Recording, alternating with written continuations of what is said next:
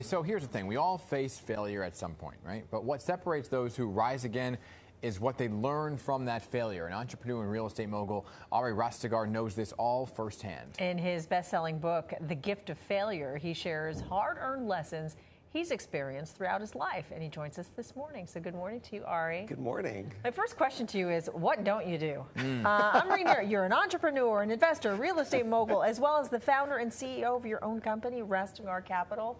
Well, I don't sleep too good these days all day. Wow. When you were a kid, though, is this where you imagined you'd be? Oh, I was a very awkward kid. I had a really bad speech impediment growing up, and grew up in a very wealthy neighborhood. My father was an Iranian immigrant, so he did all he could to kind of put us in this neighborhood while going to night school in the local neighborhood, and actually in Highland Park, like you were talking about Dallas earlier. Yeah. So he was at SMU, and so I got to grow up in a great area. And growing up 20 feet from fame, you start to see, wow, maybe I can do something a little better in life. Yeah, and now you have this book, which is so impactful, The Gift of Failure, because people sometimes don't even want to talk about their failures, right? But it's important to own up to it, learn from it. And you had this business that went from star-studded to almost shut down overnight. Literally. So what happened? Well, so the idea was it was financed by a big real estate guy, here in New York, who's a mentor of mine, a dear friend of mine. Actually, my wrestling coach, who I had dinner with, last night at Cipriani, made the introduction. And the idea was to do these big events around the Super Bowl and NBA All-Star. As an attorney, there was the NBA All-Star game in Dallas back in like 2010. And I ended up being the attorney for some promoters that ended up losing their liquor license and all this stuff, and we ended up pulling it off. And for LeBron James and Drake and some other folks, and we thought, well, if Super Bowl's in Dallas next year, maybe we could do something. So we put this big event together, signed the Black Eyed Peas or the half-time show. Wow. And then the biggest ice storm in the history of Texas hit. Oh, yeah. So right. I remember going to sleep seeing, millions of dollars in ticket sales, and then negative from chargebacks the next morning. Right. Wow. The following week, we were going back to LA. We had rented the Playboy Mansion. We were doing this big thing for Snoop Dogg, and I'm in my 20s, just high on life.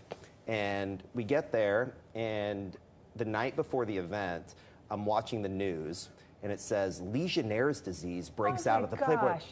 So I'm thinking to myself, not again. I'm looking around like, is Ashton Kutcher here? Like, am I going to get punked or, And I remember being in the hotel room after it all happened, and what's the old saying? Like, I'm only suicidal in the mornings. Yeah. So I'm in the hotel room, my wrestling coach comes in, and he's been my coach since I was 11 years old. And we talked about this last night, and he literally says to me, how you react in this moment is going to define the rest of your life. And moments pass, and you don't know a lot of times in life when your moment is, right? You kind of look back like, oh my gosh, that one moment. But I had the great fortune of knowing that was a moment. And getting back up and taking that gap between the failure and between the next moment. There's this space between, this very this almost a void. And if you can take that moment and pause and maybe look back and have some introspection, I found in my life that's where all the gold is. How do you take what you learned from that failure and make it relatable to anyone on the street? I'm so glad you asked that, because failure has this negative connotation. Failure as if something's bad. Well, failure to me is learning how to win. Okay. That's become the new definition. The first line of the book is, I hope you fail. I hope you fail a lot. And so people are like, well, that sounds a little bit, but, a kid, learning to walk, my youngest daughter, when she learned to walk, she'd stand up and fall down. And his parents say, oh, it's okay, try it again, do it again. But at one point, they flip the script on us and say, no, you failed, that's bad.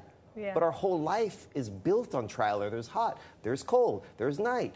There's, this is the dual world that we live in, so failure is just the other side of the coin. So to anybody out there that's quote unquote failing, if you can take the moment to say, this is the moment you learn how to win, Yeah. And I think the rest is going to start to work itself out. Sometimes you're in this toilet bowl swirl, though, Yeah. of like, well, how the heck do I get out of it? And this brings me to the podcast, because you talk to folks who kind of are in that moment, right? That's who are right. like, I don't see the light to get out of this moment.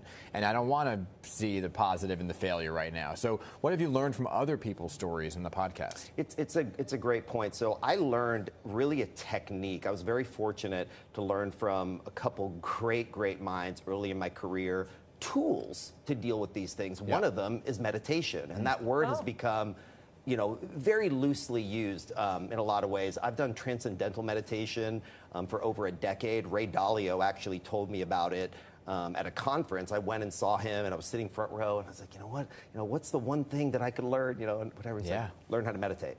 And I went back and saw him later and told him, thanked him for that advice, and he was like, it's good, isn't it? And so through that technique, and also doing work with a gentleman named Dr. Joe Dispenza, that if anybody's out there listening and struggling with any type of anxiety or trying to find that moment when you're swirling in the toilet bowl and you need a moment of reprieve, there's real science now that shows that closing your eyes for a moment, taking a moment of silence, changes your brain waves and your heart waves.